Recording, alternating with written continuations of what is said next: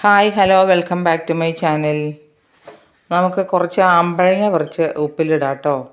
ഞാൻ ഒരു short video ചെയ്തിട്ടുണ്ടായിരുന്നു, അത് നിങ്ങളൊന്ന് കണ്ടു നോക്കണേ. ബി പോസിറ്റീവ് വിത്ത് ഷൈലു എന്നാണ് എൻ്റെ ചാനലിൻ്റെ പേര്. അപ്പോൾ അതിനകത്ത് ഞാൻ പറയുന്നുണ്ട്, ഒരമ്പഴം ഇതുപോലത്തെ വെച്ച് പിടിപ്പിച്ചാൽ വളരെ നല്ലതാണെന്നും, അതുപോലെ ഈ അമ്പഴങ്ങ കഴിക്കുന്നത് നമുക്ക് ആരോഗ്യത്തിനും നല്ലതാണ്. അത് വിറ്റാമിൻ സിയും എയും എല്ലാം അതിലടങ്ങിയിട്ടുണ്ട് കേട്ടോ.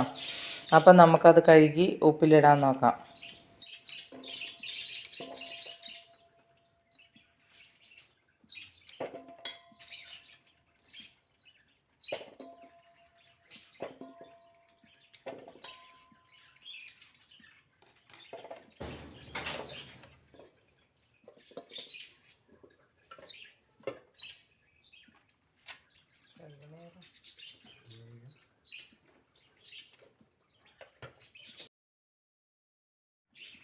ഇത് കഴുകിയിട്ട് വെള്ളം വാലാനൊന്നും വയ്ക്കൊന്നും വേണ്ട കേട്ടോ. അങ്ങനെ വെള്ളത്തോടു കൂടി തന്നെ നമുക്ക് ഉപ്പിലിടാം.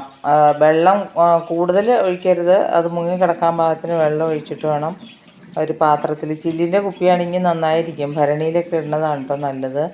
ഞാൻ ഇപ്പോൾ പ്ലാസ്റ്റിക്കിൻ്റെ ഒരു ടിന്നിലാണ് ഇടുന്നത്. പിന്നീട് ഒരു ചില്ലിൻ്റെ കുപ്പി വാങ്ങിച്ചിട്ട് അത് മാറ്റാമെന്ന് വിചാരിച്ചിട്ടാട്ടോ.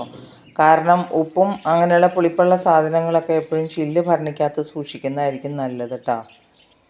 അപ്പോൾ നമുക്കതൊന്ന് ഉപ്പിലിടാം. വേറെ ഒന്നുമില്ല, അത് കുറച്ച് ഉപ്പും കുറച്ച് വെള്ളവും കൂടെ ഒഴിച്ച് വയ്ക്കുക. പിന്നെ ഇടയ്ക്കിടയ്ക്ക് അതൊന്ന് ഇളക്കി കൊടുക്കണം, അല്ലെങ്കിൽ അത് പൂത്തു പോകും. എന്നിട്ട് അത് ഏകദേശം അവിഞ്ഞ് കഴിയുമ്പോൾ നമ്മൾ ഫ്രിഡ്ജിലേക്ക് വെച്ച് കഴിഞ്ഞാൽ ഒരുപാട് കാലം ഉപയോഗിക്കാം. ഈ ഉപ്പിലിട്ടതെടുത്ത് അച്ചാറുണ്ടാക്കാനും നല്ലതാണ് കേട്ടോ. അത് മുറിച്ച് ചെറിയ കഷ്ണങ്ങളാക്കിയിട്ട് അച്ചാറാക്കാം. അച്ചാറുണ്ടാക്കാനായിട്ട് സമയം കുറവുള്ള ഒരു അച്ചാർ പൊടി, അത് ബ്രാഹ്മിൺസിൻ്റെ അച്ചാർ പൊടിയൊക്കെ വളരെ നല്ലതാണ്. അത് അങ്ങനെ തന്നെ നമ്മൾ എണ്ണയൊന്നും ചേർക്കാതെ നമ്മൾ അതുമായിട്ട് മിക്സ് ചെയ്ത് കുറച്ച് കാശ്മീരി ചില്ലിയുടെ പൊടിയും കൂടി ഇട്ട് മിക്സ് ചെയ്താൽ നല്ല ഒന്നാന്തരം അച്ചാറാട്ടോ നമുക്ക് കിട്ടുന്നത്.